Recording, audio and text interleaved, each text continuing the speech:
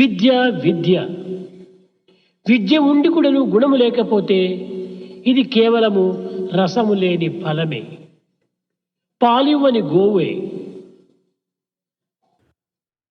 கல்வி கல்வி இருந்தும் கூட நற்குணமில்லாமல் போனால் அது வெறும் சாரில்லாத பழமே, பால் சுரக்காத பசுவே. కానీ లోకములో విద్యావంతులు ఎంతమంది లేరు. ஆனால் உலகில் கல்விமான்கள் எத்தனையோ பேர் உள்ளனர். మేధావులు ఎన్ని వేల మంది లేరు. மேதாவிகள் ஆயிரக்கணக்கில் உள்ளனர். తెలివితేటలు కలిగినటువంటి వారు లక్షలకు కలరు. அறிவாளிகள் லட்சக்கணக்கில் உள்ளனர். ధనవంతుల లెక్కలేదు.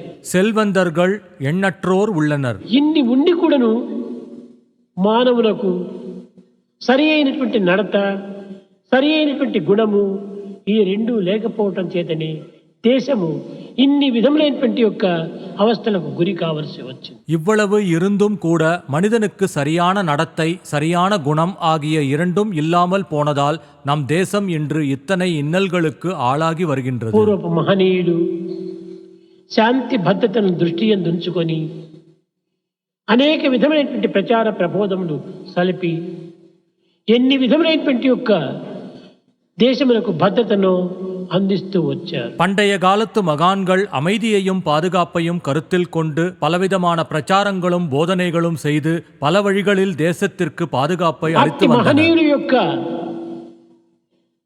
నామములు ఈనాటికి కూడాను భారతీయుల యొక్క హృదయములో చెదరని చిత్రములుగా నిలిచిపోయినవి. அப்படிப்பட்ட மகான்களின் பெயர்கள் இன்று கூட பாரத மக்களின் இதயத்தில் அழியாத சித்திரங்களாக நிலைத்துவிட்டன. కారణమేమిటి? என்ன காரணம்? వారి యొక్క నడత, వారి యొక్క గుణములే ఈ విశ్వాసమునకు మూల కారణం. அவர்களின் நடத்தை மற்றும் நற்குணங்களே இதற்கான அடிப்படை காரணமாகும். కనుకనే ఈనాటి అధ్యాపకులు ఆచరణ రూపమైన ప్రచార ప్రబోధములు సలిపినప్పుడే